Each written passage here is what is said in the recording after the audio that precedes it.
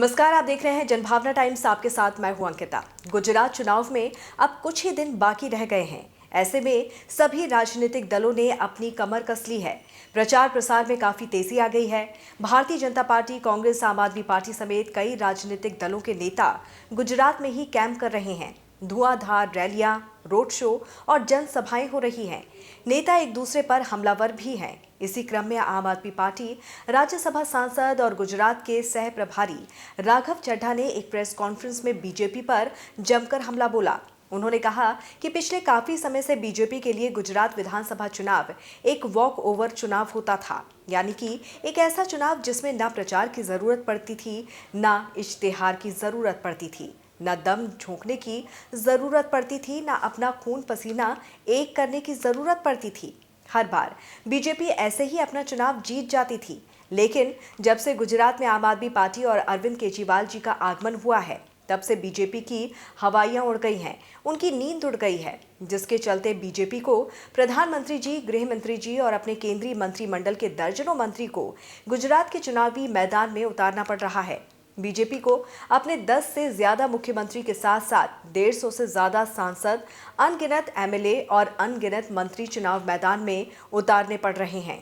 गुजरात का विधानसभा चुनाव पिछली कई बार से भारतीय जनता पार्टी के लिए एक वॉक ओवर इलेक्शन होता था। वॉक ओवर चुनाव यानी कि एक ऐसा चुनाव जिसमें ना प्रचार की जरूरत पड़ती थी, ना इश्तेहार की जरूरत पड़ती थी, ना अपना दम झोंकने की, ना अपना खून पसीना एक करने की जरूरत पड़ती थी बीजेपी को।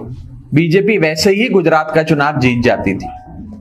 लेकिन जब से गुजरात में आम आदमी पार्टी और अरविंद केजरीवाल जी की एंट्री हुई और जब से गुजरात में आम आदमी पार्टी ने लोगों को जोड़ना शुरू किया और गुजरात का आम आदमी, आम औरत झाड़ू के निशान तले, अरविंद केजरीवाल जी के झंडे तले इकट्ठा आ गया, तो बीजेपी की हवाइयां उड़ गई हैं, बीजेपी की नींद उड़ गई है, जिसके चलते आज बीजेपी को प्रधानमंत्री जी, गृह मंत्री जी समेत अपने केंद्रीय मंत्रिमंडल के दर्जनों मंत्री गुजरात के चुनावी मैदान में उतारने पड़ रहे हैं।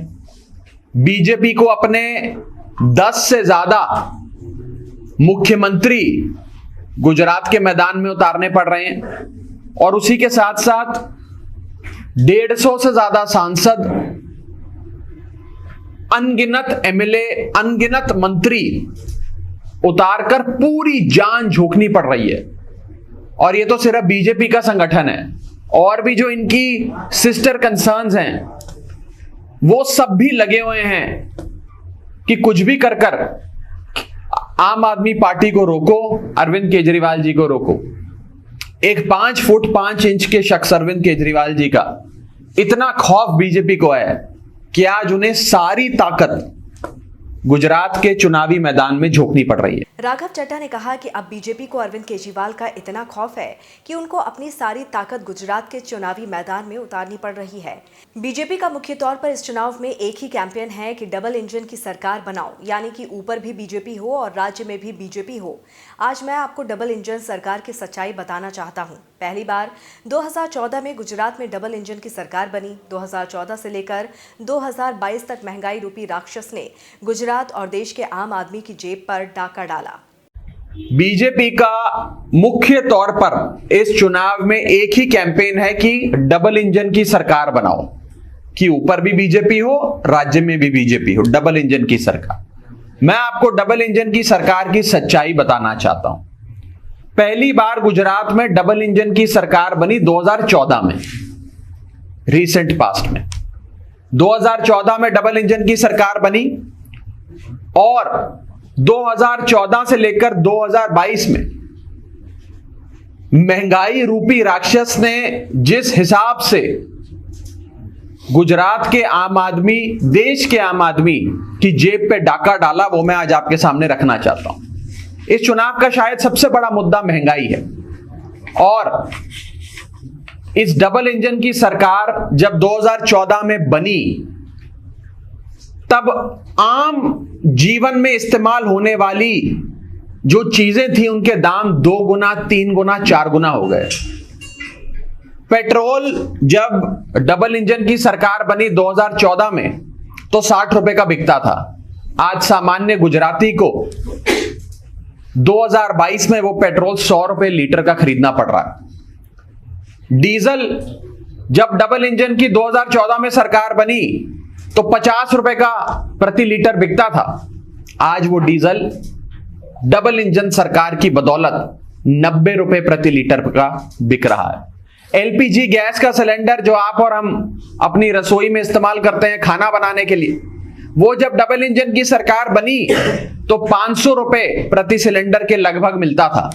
आज 2022 में डबल इंजन सरकार की बदौलत वो सिलेंडर 1060 रुपए का मिलता है। प्लेटफॉर्म की टिकट 5 रुपए प्रति टिकट मिला करती थी, प्रति व्यक्ति प्रति टिकट 2014 में जब डबल इंजन की सरकार बनी। आज वो प्लेटफॉर्म की साधारण सी टिकट 5 रुपए से बढ़कर 50 रुपए की हो गई।